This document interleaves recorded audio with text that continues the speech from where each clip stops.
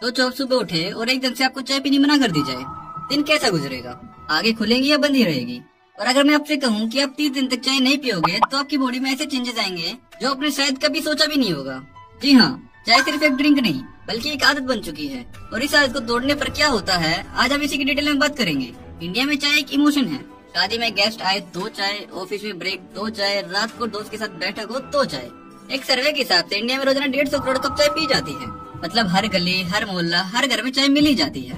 देखो, चाय के अंदर 2 इम्पोर्टेंट कंपाउंड होते हैं जो हमारी बॉडी को डायरेक्टली इफेक्ट करते हैं। पहला होता है कैफीन। ये एक स्टिमुलेंट है जो हमें जगाता है, एनर्जी देता है। ये ब्रेन में एक केमिकल एडिनोसिन को ब्लॉक करता है जो हमें स्लीपी फील कराता है। सेकंड होता है टैनिस। ये चाय का वो एलिमेंट है जो दांतों को येलो करता है और डाइजेशन में एसिड बढ़ाता है।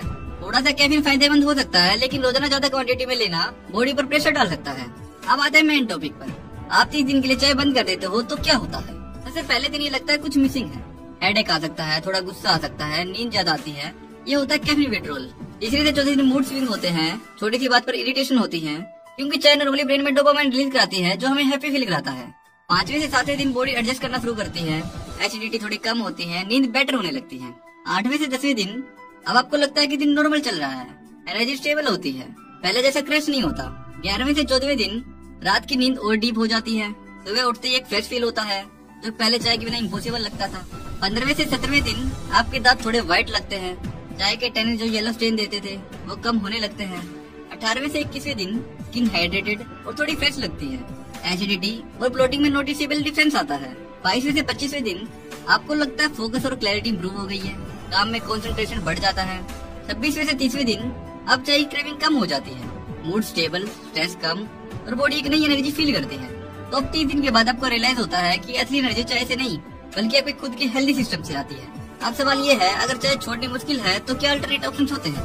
देखो, चाय की जगह पर आप तुलसी, जिंजर, हर्बल टी ले सकते हैं, हल्दी वाला दूध ले सकते हैं, लेमन वाटर ले सकते हैं और ग्रीन टी ले सकते हैं। ये ऑप्शंस आपको कंफर्ट और थोड़ी फ्रेशनेस देते हैं बिना कैफीन ओवरलोड के।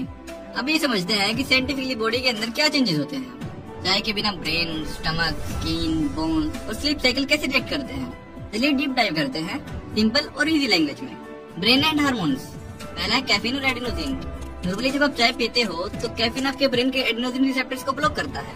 एडिनोसिन एक केमिकल है जो हमें स्लीपी फील कराता है, जैसा कि हमने पहले बताया था। मतलब चाय नींद को डिले करती है और आपको फ्रेश फील कराती है। सेकंड है dopamine and mood. Caffeine dopamine release को थोड़ा बूस्ट करता है, ये हैप्पीनेस केमिकल होता है। इसलिए लोग कहते हैं चाय पीने के बाद मूड फ्रेश हो गया, लेकिन ओवर टाइम ब्रेन इस डोपामाइन बूस्ट पर डिपेंड हो जाता है। कैफीन आपका हार्ट रेट टेम्परेरीली इंक्रीज करता है, ब्लड प्रेशर को थोड़ा ऊपर ले जाता है। अगर आप हेल्दी हो तो मॉडरेट चाय सेफ है, पर हाई बीपी या एंजाइटी पेशेंट्स के लिए ये रिस्क फैक्टर बन सकती है। जब आप 30 दिन तक चाय नहीं पीते तो हार्ट रेट और बीपी नेचुरल रिदम पर आ जाता है, मतलब एंजाइटी अटैक कम हो सकते हैं। Stomach and digestion. पहला एसिडिटी। चाय में कैफीन प्लस टैनिन दोनों होते हैं जो स्टमक एसिड बढ़ाते हैं। खाली पेट चाय मतलब एसिड रिफ्लक्स, ब्लोटिंग, नोजिया। जब आप चाय बंद कर देते हो एसिड प्रोडक्शन बैलेंस में आता है। एक हफ्ते के अंदर ही एसिडिटी 40 से 50% कम हो जाती है ज्यादातर लोगों के लिए। सेकंड है iron and calcium absorption. Tannin iron absorption को ब्लॉक करते हैं, कैफीन कैल्शियम एब्जॉर्प्शन को स्लो कर देता है। मतलब अगर आप चाय के साथ खाना खाते हो तो न्यूट्रिशन का पूरा बेनिफिट नहीं मिलता। चाय छोड़ने से विटामिन और मिनरल्स बेटर एब्जॉर्ब होते हैं। इसलिए हमारी दादी नानी कहती थी कि खाने के तुरंत बाद चाय मत पियो, और साइंस भी यही कहता है। नेक्स्ट है teeth and oral health. Tannin दांतों पर येलो स्टेन करते हैं, कैफीन डिहाइड्रेशन करता है जिससे सलाइवा कम बनता है और कैविटी का रिस्क बढ़ता है। 3 से 4 हफ्ते नो चाय मतलब टीथ थोड़े व्हाइट, माउथ फ्रेश। नेक्स्ट है bones and joints. Caffeine calcium absorption को रोकता है, लॉन्ग टर्म में ज्यादा चाय हड्डी वीक कर सकती है। नेक्स्ट है स्लीप साइकिल। कैफीन बॉडी में 6 से 8 घंटे तक रहता है, मतलब अगर आप शाम 6 बजे चाय पीते हो तो रात 12 बजे तक कैफीन आपके ब्रेन में एक्टिव होता है और इससे रिजल्ट होता है नींद डिले हो जाती है और डीप स्लीप कम हो जाती है। तो अब आपको पता है 30 दिन नो चाय चैलेंज के पीछे साइंस क्या कहता है। आप बताओ, आप दिन में कितनी चाय पीते हो? 2 कप, 4 कप या फिर 8 कप? और क्या आप रेडी हो अपने हेल्थ के लिए 1 महीने के लिए चाय छोड़ने के लिए? कमेंट में जरूर लिखना।